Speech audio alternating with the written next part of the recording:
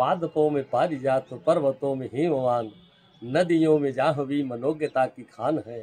मोर सा मनोहर न कोई खग रूपवान, फूल कौन दूसरा गुलाब के समान है। जिसकी रचना इतनी सुंदर, वह कितना सुंदर होगा। ऐसे ब्रह्मा जी ने सृष्टि का निर्माण करते समय भारत की धरती को अपने करकमलों से विशेष रूप से सजाने का प्रयास किया है। उसी भारत माता के चरणों में प्रणिपात करता हुआ हर्ष की अनुभूति करता हूँ।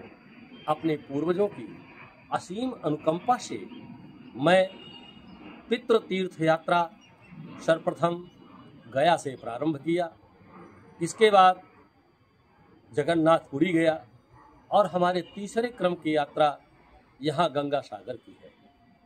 गंगा सागर का अर्थ होता है ऐसा सागर जिसमें गंगा विराजित हो, और ऐसी गंगा को विराजित करने के लिए हमारे इस देश के एक ऐसे राजा जो केवल भारत की धरती के ही नहीं बल्कि संपूर्ण विश्व में पूजे जाने योग्य हैं, जिनका नाम भगीरथ। और उन्होंने ऐसा प्रयास किया कि माँ गंगा को अपने पुरखों को तारने के लिए संकल्प लिया और वे इस धरा पर ला करके माँ गंगा को प्रतिष्ठित किए। पुण्य सलिला भगवती भागीरथी, जिनके विषय में कहा जाता है कि विराजते यावदीयम सनातनी प्रयाग तीर्थे सुर सिंधुवर्तनी ध्वने श्रुतिम तावतीयम नवा नवा प्रवर्तिताम भारत भूमि मंडले। सच्चे समाजवाद का, सच्चे दर्शन का विश्लेषण यदि करना हो तो माँ गंगा जी की गोद में बैठ करके होता है। छुआछूत का भेद मिटाने वाली, अपने पवित्र जल से ऋषियों मुनियों तक ही सीमित न होकर के संपूर्ण धरा को पालित पोषित करने वाली ऐसी माँ गंगा जी के चरणों में आकर के गंगा सागर में मैंने अपनी धर्मपत्नी जी के साथ स्नान किया। परिस्थितियां जरूर अनुकूल रही।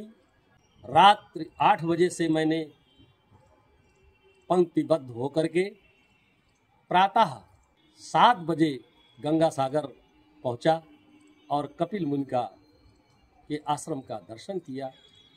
कपिल मुनि एक ऐसे महर्षि ऋषि हैं जिन्होंने सांख्य दर्शन का प्रतिपादन करके प्रकृति और पुरुष के सायुज्य को चरितार्थ किया।